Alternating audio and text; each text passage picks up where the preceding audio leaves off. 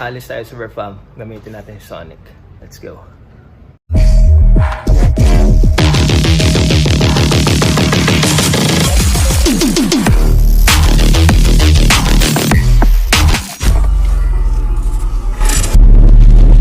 Silver Fam.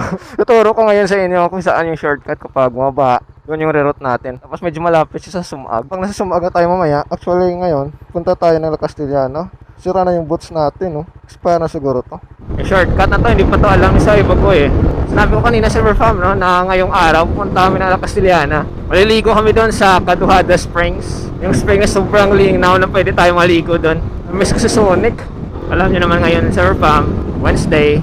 Tapos around 7 na, rush hour. Morning, Gili Marites. Alam niyo yung mga issue sa Gili sa Verfam. Issue, negativity, nagfi-feed sa social media, ganun yun. Basta negativity, maraming nagiging sikat. Alam naman natin social media, di ba? Gusto yung mga negative. Ha? Yeah, the shortcut, the new shortcut.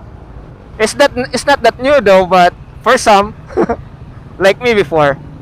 Ngayon pa lang kasi si Suave ko yung Sir Fam nag shortcut doon. Turo natin sa kanya. In case na pupunta kami ng south side, mas malapit. Basta rush hour Sir Fam, marami talaga nag-uunahan. Siyempre malate. Balikan yun ng mga Pinoy. Pero tayo, hindi naman tayo rush. Giveaway na tayo. Tapos dito pa yung papasok Sir Fam yung mga road rage, ganyan. Dapat chillax lang. Mabuti nga kahit pabor man sa kanila, pabor sa atin, mas okay nang umiwas. Kaya tama ka naman, mali siya, yaan mo na lang. Mas safe yun. Pakubaba, kasamahan pa tayo, pinsan natin at yung kaibigan niya sa work from Talisay City. Ewan ko lang sa Verfam kung nandun na sila sa bahay. Nag-usap kami kagabi 7 up na, 7 plus na. Dito pa lang tayo sa malapit sa Bangka Quarry. Pero iba naman yung vlog na yun sa Verfam, papuntang La Castellana. Ngayon, yung shortcut lang talaga. Sa iba dyan na hindi alam yung shortcut, tuwing baha sa Barangay Road. So, reroute to. Abot pa tayo sa stoplight. Let's see. Damn, hindi. Huli tayo, man.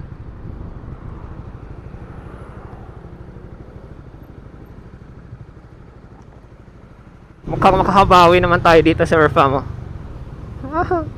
Nakahabol, yeah. All skills doing traffic.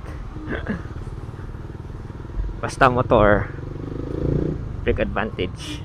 Kami naman. Enforcer ba dyan?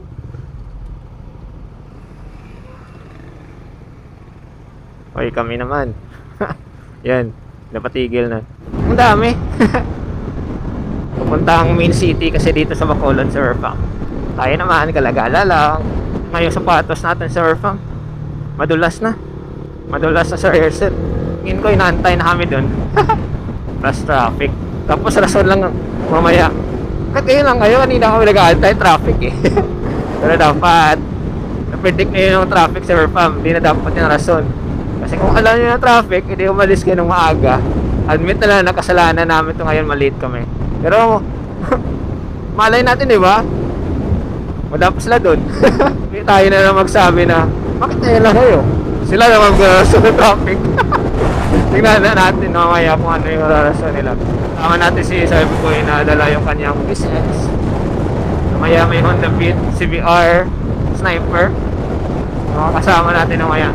Lapit na tayo sa Verfam. Actually, itong road na to, straight na straight. Kabog tayo dadaan, Barangay Kabog. Minsan kapag yung mga tao na pamuntang south doon sa Panokoy, Manville nga bahana eh, mas okay dito yung reroute kapag bumaba. Hindi naman ganun kataas yung tubig sa Manville like last time. Before Sigasco, doon kayo sa Alis, liko na kayo, tapos dito kayo sa Conferential Road, diretso nyo na. Ito, malapit na tayo. Ito na sa Verfam. Yan, sa left side ang dumanan, sa right side Sigasco. Tayo naman diretso lang to Barangay Kabog. New road.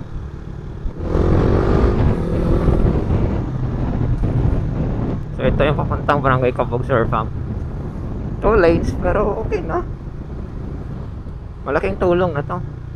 Kaso mapupunta sa Sumag from NGC kayo, shortcut to. Shortcut talaga.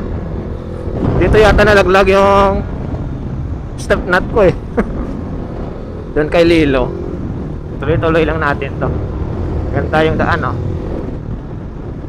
Huwag yung puro signal light tapos parang pupunta ka sa ano, signal light mo sa right tapos pupunta ka left, vice versa. Dito naman sa right side pupunta ang Bangka Tumaro or yung Barangay Road na grabe bumaha. Pero kung hindi naman bumaba, pwede naman kayo dito kung malapit kayo dyan yung pupuntahan nyo. Or dahil Sumag tayo, diretso na natin. Ito tayo Barangay Cabog proper, tindahan nila. Shoutout sa mga subscribers. Marami-rami rin sila dito eh. Malapit ito din na sina Jan Rabor, mga taga-suporta natin yan. Malabas pala to ng Deca Home, Silver Fam. Ito yung Deca Home, so kung saan kami, kung saan ni Bugoy na natumba yung motor niya. Sobrang lasing kami. Kasi nilibre kami na, ewan ko ba, sinong babae yun. Matagal na yun, matagal na. Then turn right. Di ko pa alam kung ano dun sa ano, left side. Basta nung buma, may time na lumagpas kami dun, pero parang dead end na. Pero ewan ko ano pa yung progress dyan. Economic highway siguro.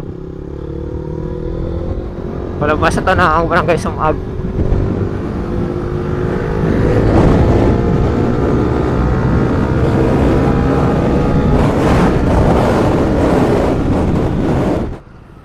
Unahin natin yung nagmamadali sa trabaho.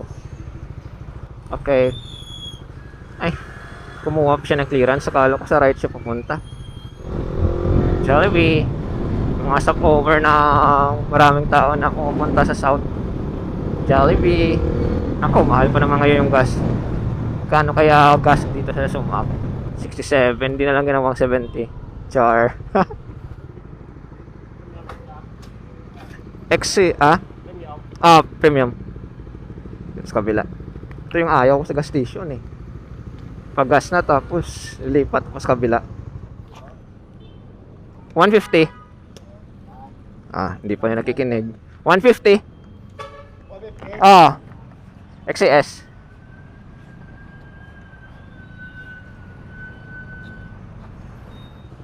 $150 pero medyo lang, medyo full tank.